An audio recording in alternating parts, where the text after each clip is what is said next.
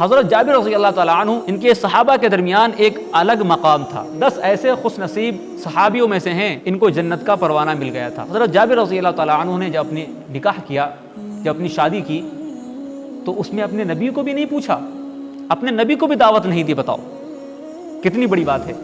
لیکن اپنے نبی نے کبھی شکایت نہیں کی، کبھی نہیں کہا کہ تم نے ہم کو بلایا بھی نہیں، اکیلے اکیلے تم نے شادی کر لی۔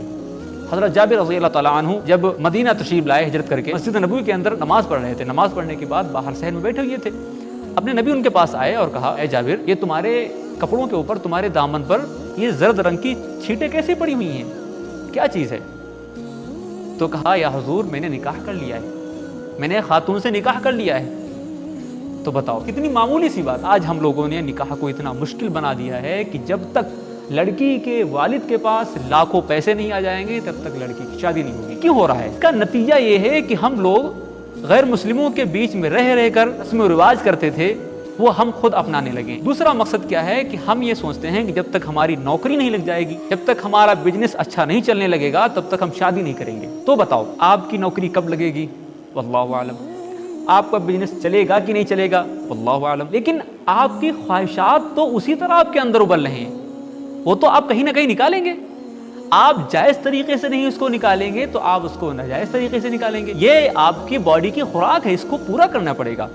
آپ کے بھوک لگی ہے لیکن آپ کے ابا کہہ رہے ہیں، نہیں بیٹا آپ کی بھوک نہیں ہے، اب کل کھانا کھانا، مجھے پتا ہے کہ آپ کی بھوک نہیں ہے۔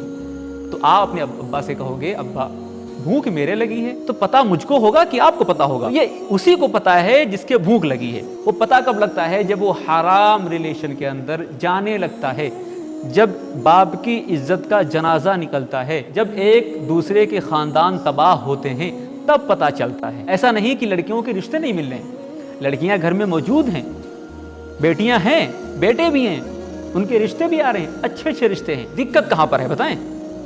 دقت یہ ہے کہ جب تک ان کے پاس جہیز کے پیسے نہیں آ جائیں گے تب تک وہ شادی نہیں کریں گے۔ جہیز کا وہ انتظار کریں، جب تک وہ جہیز کا انتظار کریں گے تب تک وہ اپنی خواہش تو کسی نہ کسی طریقے سے پورا کریں گے۔ اب یہ بتاؤ، وہ بھی تو لڑکیاں ہیں، آپ کی بیٹی ہیں، جس طرح آپ کا بیٹا ہے، ان کے بھی تو کچھ خواہشات ہیں، کچھ جذبات ہیں، ان کے بھی دلوں کے اندر خواہشات، جذبات ابل رہے ہیں۔ اب کیوں نہیں ان کو جائز طریقے سے پورا کرنے دیتے ہیں؟ تو میرے دوستوں، آپ اگر اپنے بچوں کو جائز راستے پر نہیں لے کر جائیں گے تو میں گارنٹی کے ساتھ کہتا ہوں کہ وہ شیطان آپ کے بچوں کو ناجائز راستے کے اوپر لے کر جائے گا، زنا کروائے گا اور آپ کی عزت کو مٹی کے اندر ملوائے گا۔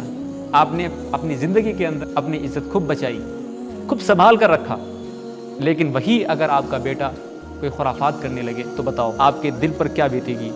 جو والد ہوتا ہے، جو باپ ہوتا ہے، اس کے سینے کے اوپر، اس کے دل پر آرے چلتے ہیں، آرے، جب بیٹا ایسی کوئی حرکت کرتا ہے۔ اپنے بیٹوں سے آپ اس طرح رہیں جس طرح ایک دوست رہتا ہے۔ ہم چنگیز خاں بن کر اپنے گھر میں داخل نہ ہوں۔ ایسا نہیں کہ گھر میں جیسے ہی باپ داخل ہوا، بیٹے مارکیٹ سے اسٹارٹ ہو گئے، ابا چنگیز خاں آئے، بس کرتا نکالا، ٹوپی رکھی، بس بیٹھ گئے، کھانا لاؤ، یہ کرو، وہ ایسے نہیں، وہ ایسا نہیں، وہ ایسا نہیں، وہ ایسا کیوں پڑا ہے، وہ وہاں کیوں گیا۔ دیکھو، چنگیز خاں بننے کی کوشش نہ کرو۔ جو ڈر ہوتا ہے، ڈر وقتی طور پر ہوتا ہے، کبھی بھی نکل سکتا ہے۔